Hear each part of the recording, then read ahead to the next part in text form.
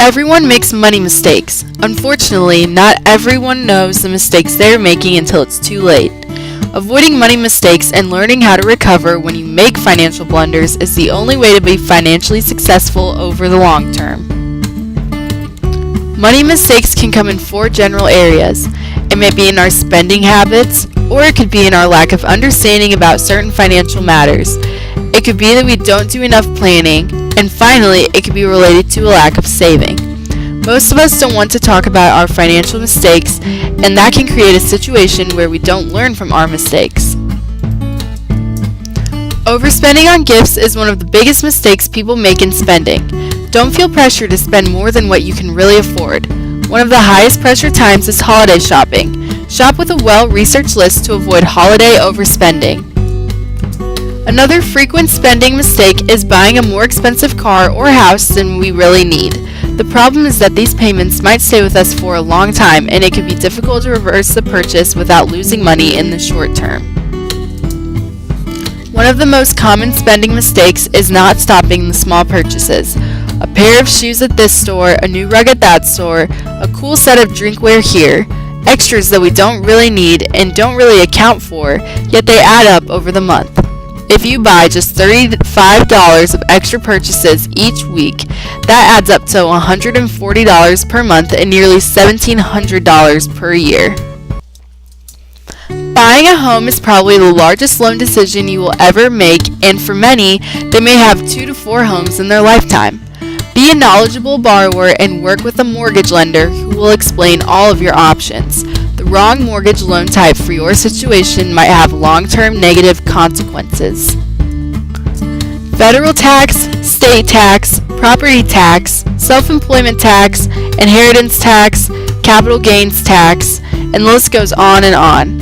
Understanding the ins and outs of tax law is important, from knowing which tax form to file to understanding what you can and cannot claim as deductions.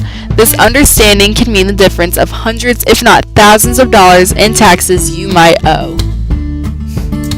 It is also important to know the risk, probable return, and type before making any investment choice. You might also want to know the fees and ongoing costs of the investment option. If you have an advisor, understanding how they are paid and what they're able to do can help make sure you have the right advisor for your situation. We take for granted that all company benefits are the same and that we don't really need to think about our selection. This can be a really poor financial choice. It is more than just the medical plan and the deductible. Know details about coverages, out-of-pocket expenses, ways to reduce your health insurance costs.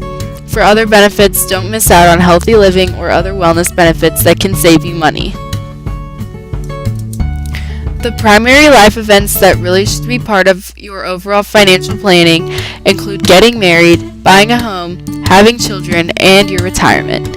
These life events all require a major financial change, and not planning for these events can leave you in financial distress.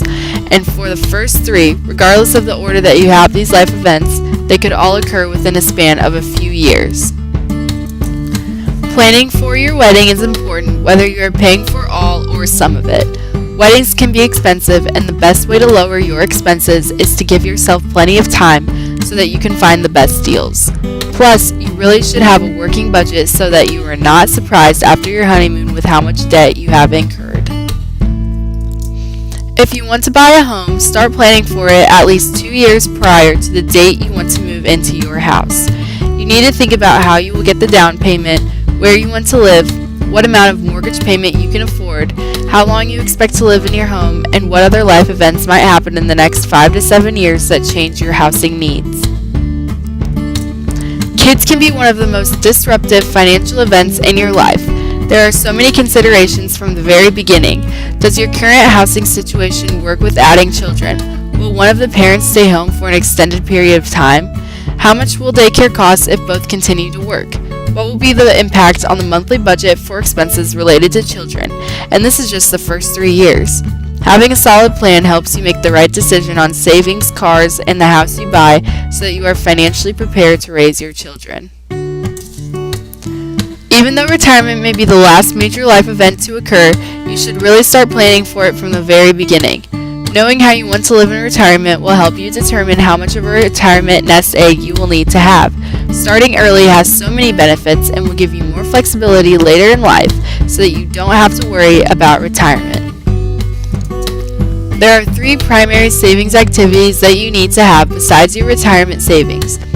One is building an emergency fund, the second one is funding your children's college education, and the third one is saving for big events and fun activities.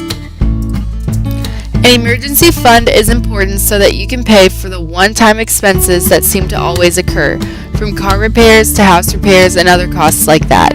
The other important reason to have an emergency fund is to cover expenses if your income is reduced or you lose your job. Always make sure it is a real emergency before tapping your funds, and the goal should be to have at least 6 months and perhaps up to 12 months of emergency savings available if needed. Saving for college should always include the use of 529 college choice savings plans. There can be so many benefits that it is usually the best option. Don't ever shortchange your retirement savings to fund college savings. There are many more options to pay for college and really only one way to fund your retirement. An often forgotten savings activity is to have a savings account so that you can have fun activities in your life.